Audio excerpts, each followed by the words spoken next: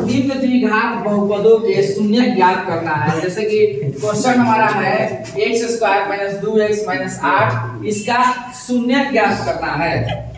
फिर शून्यकों तथा गुणांकों के बीच के संबंध की सत्यता की जांच करें।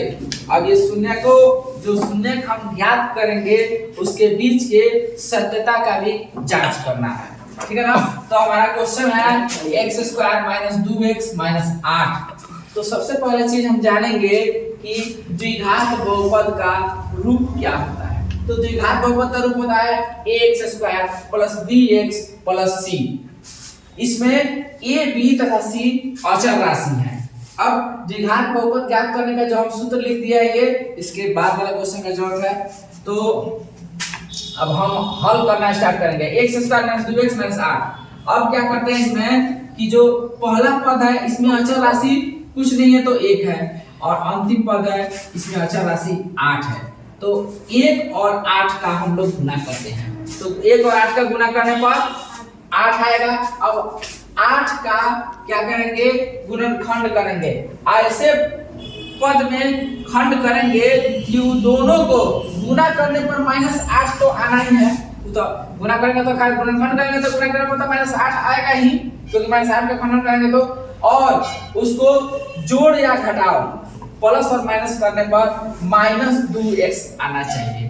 तो हम पहले 8 का खंडन यहाँ कर दे रहे हैं। तो 2 चौका 8 हुआ, फिर 2 दूना 4 हुआ।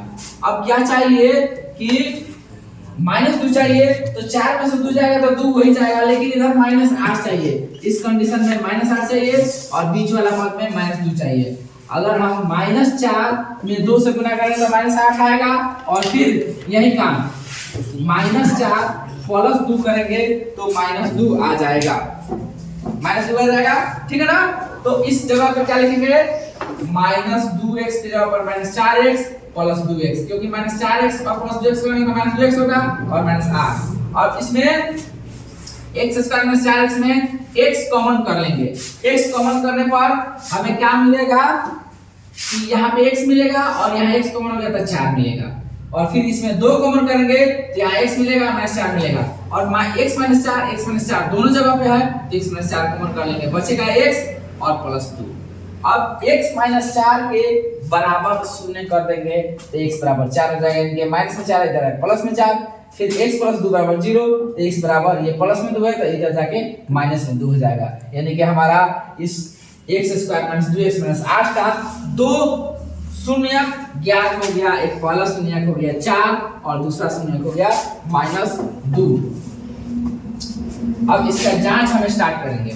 तो जांच करने के लिए सबसे पहले क्या करेंगे कि जो द्विघात बहुपद का हमारा रूप है ax² + bx + c, तो उसमें a का मान यहाँ पे अचर राशि कुछ नहीं है तो 1 है, a बराबर 1। v का मान यहाँ पे हमारा अचर राशि 2 है, यानी कि माइनस में है तो -2। c बराबर -8। अब इन दोनों ये अल्फा और बीटा, एक को हम अल्फा एक को बीटा रख देंगे, तो अल्फा का मान हो गया 4, बीटा का मान हो गया -2। अब अल्फा + बीटा का सूत्र होता है -b/a। तो अल्फा का मान हो गया 4 और बीटा का मान हो गया -2। तो यहाँ रख दिया, अल्फा का मान 4 रख दिए, बीटा का मान -2 रख दिए, और फिर -b है तो b का मान -2 है तो -2 रख दिए, लेकिन फार्मूला में माइनस है तो पहले माइनस रहेगा। तो 4 और ये प्लस माइनस मिलकर हो गया माइनस, तो 4 - 2 और ये माइनस प्लस हो गया तो 2/1, और 4 में से हो जाएगा 2 और 2/1 कर दिए तो ये हो गया 2। ये पहला अल्फा + बीटा वाला सत्यापित हो गया। फिर दूसरा है अल्फा गुना बीटा बराबर c/a। अल्फा का मान हो गया 4, बीटा का मान हो गया -2, गुना में कर दिए 4 गुना -2। फिर c का मान है -8, a का मान है 1। 4 में -2 से गुना करना तो 4 गुना -8 हो गया, अब -8/1 है तो ये -8 हो गया। यानी कि हमारा ये क्वेश्चन सत्यापित हो गया। और इसमें कोई समझने वाला कोई प्रॉब्लम हो तो बताओ। मेरे सामने एक स्टूडेंट खड़ा है, वो इसे कोई समस्या होगा तो यहाँ पे पूछ सकता है। तो इसको अल्फा बोलेंगे? नहीं, वो ए है, ये जो है इसको अल्फा बोलेंगे। हाँ, ये नीचे वाला अल्फा, ये बीटा है, ये सी है। ये द्विघात बहुपद का रूप है ax² + bx + c। तो इसका a का मान है 1, b का मान है 2, c का मान है 8। और कोई समस्या? ओके, पूरा क्लियर?